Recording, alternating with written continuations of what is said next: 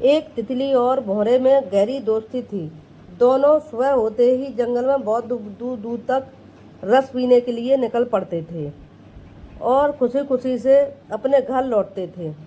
एक दिन रस की तलाश में वे बहुत दूर निकल गए और एक दूसरे से बिछड़ गए। जब शाम को भौरा वापस नहीं आया तो तितली को बहुत चिंता हुई। भौरे को ढूंढने को तितली निकल पड़ी।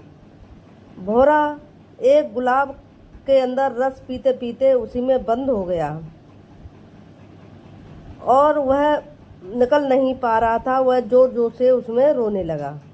इधर तितली चिंतित होकर के भौरे को ढूंढने निकली और देखती है कि भौरा फूल के अंदर से रोए जा रहा है। उसने पंखुड़ी को कुरेद के भौरे को बाहर निकाल लिया। बच्चों, भौरा बाहर निकल करके गले मिला और बहुत ही दोस्ती में भाव विभोर हो गया। दोनों मिलकर फिर से जंगल में उड़ने लगे। तो बच्चों, सच्चे मित्र एक दूसरे के साथ खड़े रहते हैं और मुश्किल में भी एक दूसरे का साथ नहीं छोड़ते हैं। तो हमेशा साथ साथ दोस्ती निभाते रहिए और प्यार प्रेम से बने रहिए। धन्यवाद। मेरे चैनल को सब्सक्राइब करें प्लीज़। कहानी पसंद आई हो तो।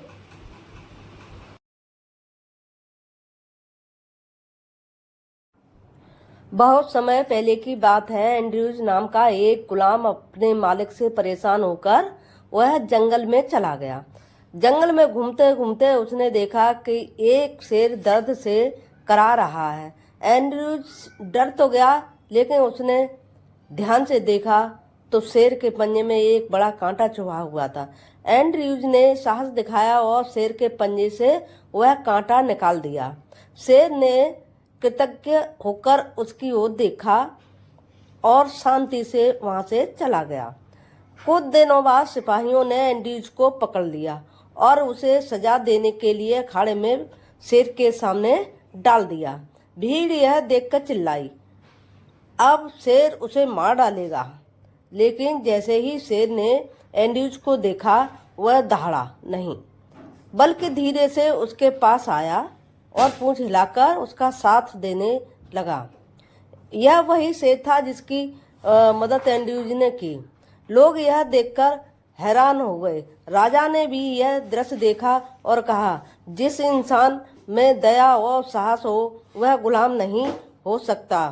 राजा ने एंड्रयूज को आज़ाद कर दिया और शेर को भी जंगल में छोड़ दिया।